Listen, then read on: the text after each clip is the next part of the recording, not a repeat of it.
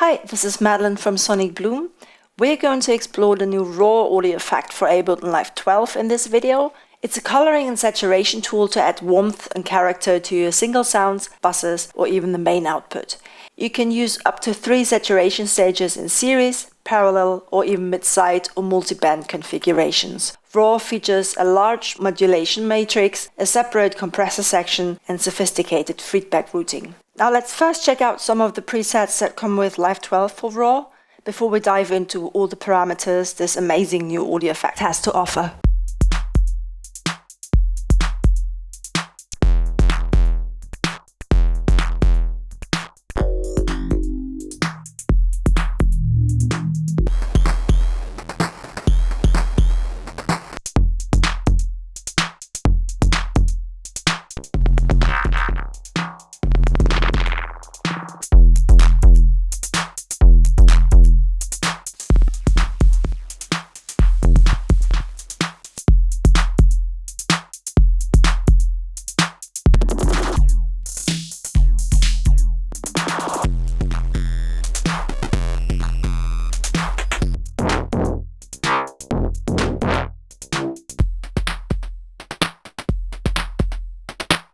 So after you've gotten a little preview of what Raw can achieve sound-wise, let's dig into the parameters so that you can either tweak your presets or create your own from scratch. So the first we've got here is drive. So drive can be set for the input signal globally before everything goes through the different gain stages or shaper stages.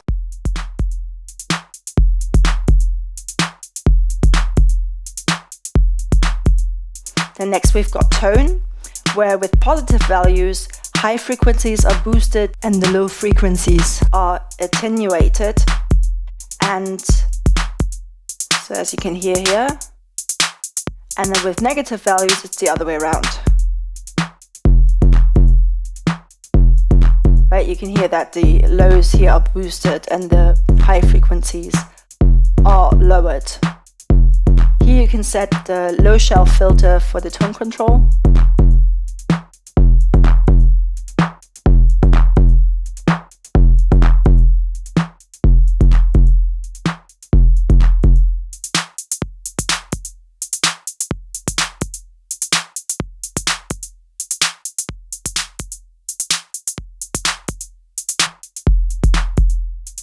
And here you've got color compensation. So this is currently turned off.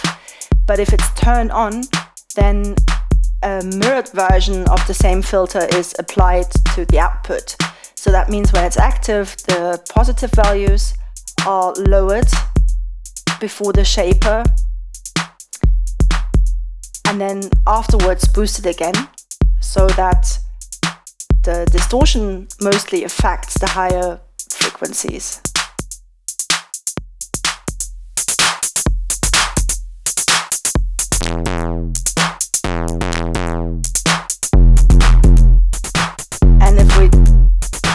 Turn the tone control all the way down, then what we get is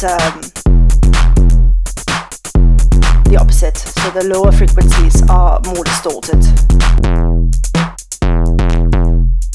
I'm going to turn this down a little bit because that was going a bit too much into the red, and we don't want this. And then one of the core elements of Raw is the routing. So currently we've got it set to single, and here you can see the meter output, and we've got other ones as well. So serial, which always gets a nice display how it's processed. So you've got going through stage 1 and then stage 2, and then you've got the feedback loop that can happen as well if you set it on. And then we've got parallel. We've got multiband, and in this case we've got 3 stages, unlike with most of the routing settings where you've got 2 except for single, of course. So here with multiband we've got that for the lower frequencies, the mid and high frequencies, and here we can set the crossover frequency for the lows to the mids, and then from the mids to the highs. And then we've got mid-side processing as well that we can achieve with this routing setting. And then we've got feedback routing as well. So we've got the direct sound and then the feedback that we can set through the shaper stages. And then with most of the routing settings, we can actually, routing modes, we can select how the different stages are blended. So 50-50 or some other. We're going to get to this in a little bit. So let's maybe try serial. So right now we've got the amount for the shaper here. And we can turn the shaper off as well if we don't want it. Then it would only run through the filter. And let's turn it back on. And we've got different waveforms or curves. So soft sine, digital clip, deep crusher, diode clipper, tube preamp, half wave rectifier, full wave rectifier, polynomial, fractal, trifold, noise injection, and charts. Let's go back to soft sine for now. And then here we've got the shaper level that we can set, so we can either adjust it up, but right now the output is quite high. We don't want it to clip it any further, so we could lower it a little bit. Then we've got a bias for the shaper. So this is a DC offset. This can produce asymmetrical clipping. So let's try this.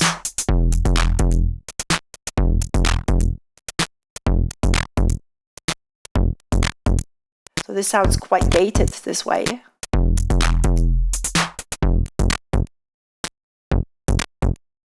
In the other direction. So yeah, that's the shapers. No matter how many stages you've got and what routing settings you've got, that's the same parameters that you have for the other shapers as well, for the stages 2 and also 3, if you have the multiband routing set. And then what we also have for each stage is a filter. So we can turn it on or off if we like. And the choices that we've got are low pass filter, band pass, high pass, notch, peak, morph. Morph means we can morph through different filter types. So we've got a low pass filter, then we've got a band pass going to a notch, and then we end up with a low pass again. And then of course we've got the resonance for every one except for resampling. And then we also have a comb filter. And then of course we have the filter cutoff frequency that we can set.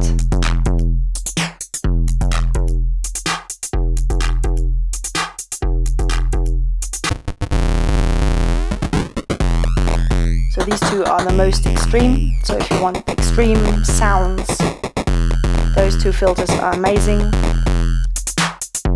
For peak, we also have the peak value, so we could boost a certain frequency here.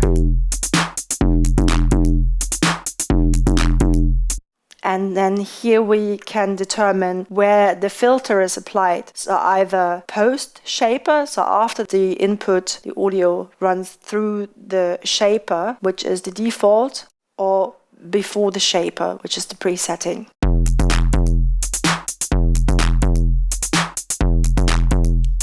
And the same applies for the other stages as well. Then something else we've got is a feedback section. And here we can choose different modes. So either time in milliseconds. We're going to dial in the amount first. And I'm going to turn the output a bit down.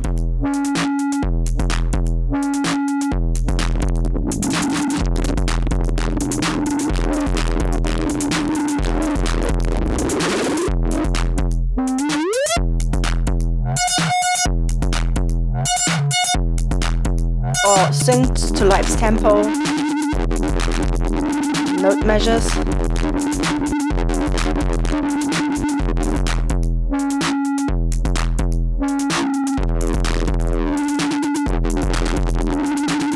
As triplet notes also synced, or dotted notes, or actual note values. So we can basically tune the feedback.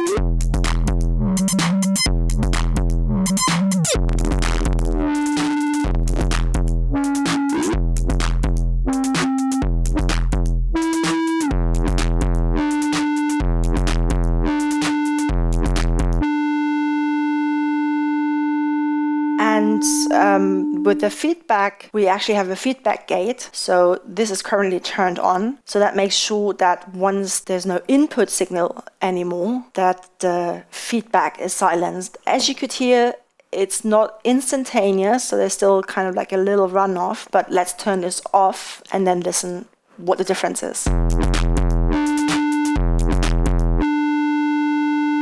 As you can hear, it just keeps going and going and going. And now it fades out. And then here to the left, we've got the feedback phase inversion that we can set if we want it.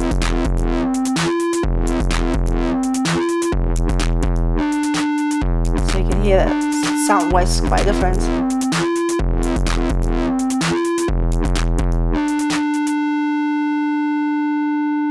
And then here at the bottom, we have a filter section for the feedback. And so there's a bandpass filter that is applied, and we can first off set the frequency for this filter.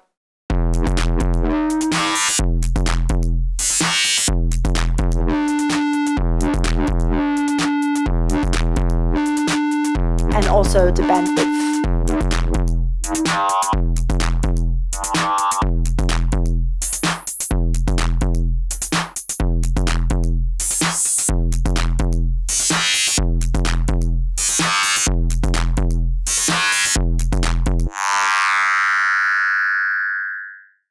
And then here we've got a little compressor section. So first up, we can set the amount of compression that we want to be applied on the master bus, so right before the output.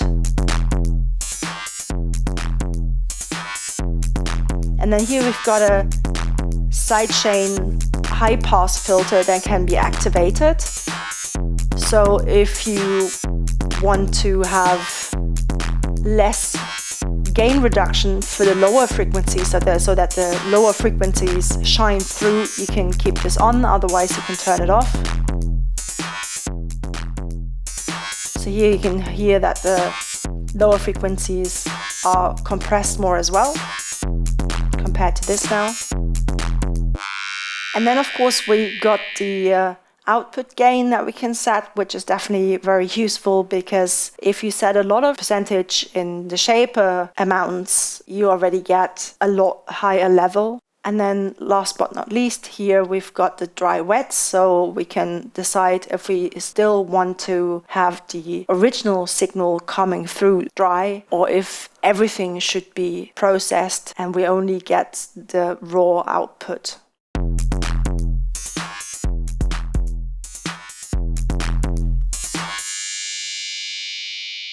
And then, of course, there's one section that I've skipped through for now, which is the modulation, which is what makes raw so incredibly versatile. So first up, we've got the modulation sources. As you can see, we've got two LFOs, an envelope follower, and noise as well we can apply. And then we also have the matrix that we already know from other devices in Ableton Live, like the wavetable or drift. So where on the left side we've got the modulation targets. So currently, because this is the last parameter that I had touched, we got dry wet that we could set. But let's say we want to affect the shaper amount of stage 2, we can click on this, and then we could set the amount for either LFO1, LFO2, envelope, or noise. So targets from top to the bottom, And from left to right, we've got the modulation sources. And then at the bottom, we also have a global amount that we can set for the modulation. So we can also dial it down a notch, or we could increase it up to 200%, depending on what you want to achieve. So if you want a lot of modulation applied, you could go over 100, but it applies to everything that is modulated. So let's look at the modulation sources. So we've got the LFO 1 and 2. They're exactly the same in terms of what parameters we've got. So on the left, we can set what waveform we want. So we've got a sine wave, triangle, rectangle, saw up and saw down that we can set. And then in the matrix, we can set what they're supposed to be doing. But if we want to have a way to kind of shape things at the same time and have the option to map things in the matrix, what we can do is we can go here to the top left of raw, click on this and unfold first off the up to 3 stages depending on the routing that we've set, and then on the right we've got the modulation matrix. Again, here you can see all the parameters that are available to be modulated, and so they're even grouped by where in the device we find these parameters. So we've got the input section, then we've got the stage 1, stage 2. Of course, if we have the multiband routing set, then we would also see the stage 3, of course. And then we've got the modulation, so we can modulate the modulation sources as well. So you can get even more in-depth modulation and thus evolving output for the sound. And then at the bottom, we've got feedback and then also output, the output gain and the dry-wet setting. And for example, let's say I want to modulate dry-wet, and if I click on it, it jumps all the way down and is highlighted so you can easily adjust this. So let's maybe what we're going to take, let's say we take drive for now, and we're going to modulate this with the LFO 1. So we could set it to, let's start with the sine wave. Then we can set it to either 3, and then we can set that in hertz. Or synced to Life's tempo, where we have note measures for the rate. Same for triplet and dotted.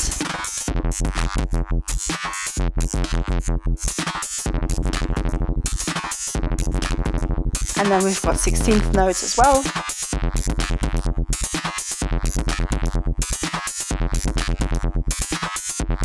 And then we can also morph the waveform and smooth it out so that we can change it. The same applies to all the other waveforms as well, of course.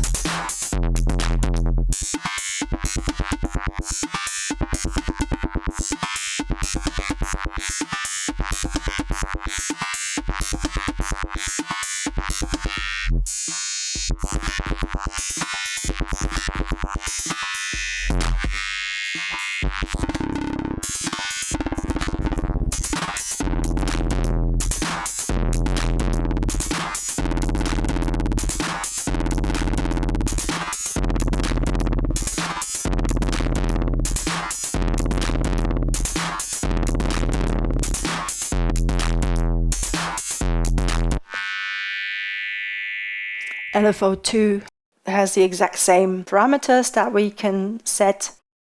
And then we've got the envelope follower, which basically functions like a compressor. So let's play this. So up here, we've got the input listening. So we can actually listening to what's coming in with the envelope follower settings. So here we've got a threshold, which you can always also set like this. So as you can see, it works like the compressor in the end. And we got settings for the attack and release. Threshold we already had. We can add some gain and then also adjust the frequency so you can hear what's coming through.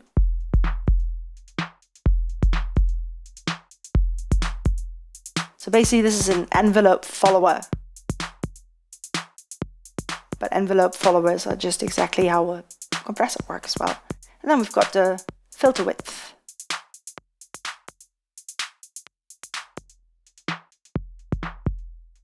Right, and when we're happy with this, we can turn this back on, that we normally hear things, and we could maybe take these stage 2 amount. Let's maybe take this to noise injection.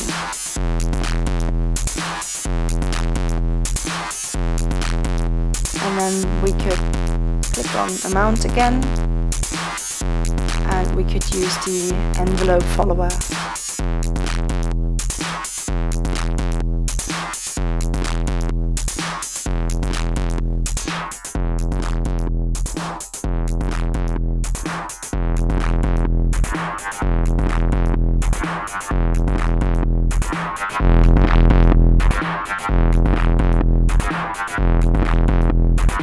And then we also have the noise. So here we've got different noise types: simplex, wonder, sample, and hold, and brown. The modes are the exact same as we've seen before. Then we can set the rates either in hertz when it's free running, or the other ones are synced, different types of synced, and then it's note measures that we've got, and we've got a smooth setting as well. So we could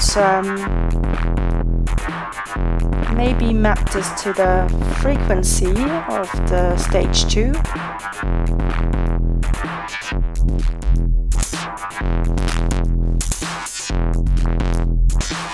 And here you can actually see how this affects it directly.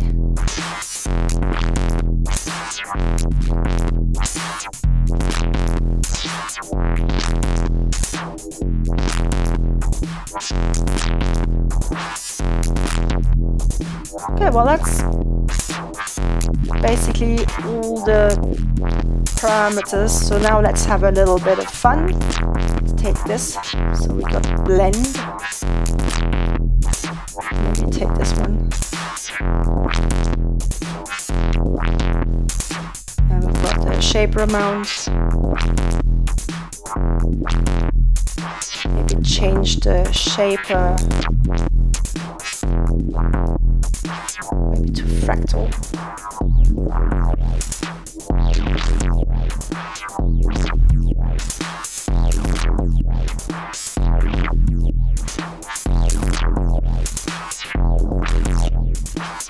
Now, of course, we could also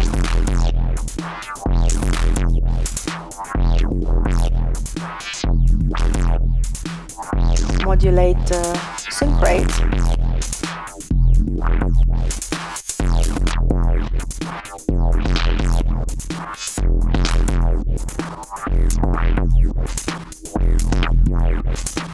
We could modulate the frequency here as well.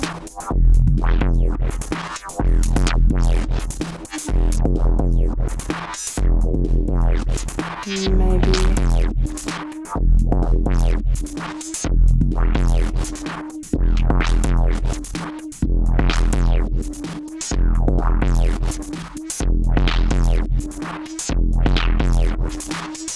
and the amount.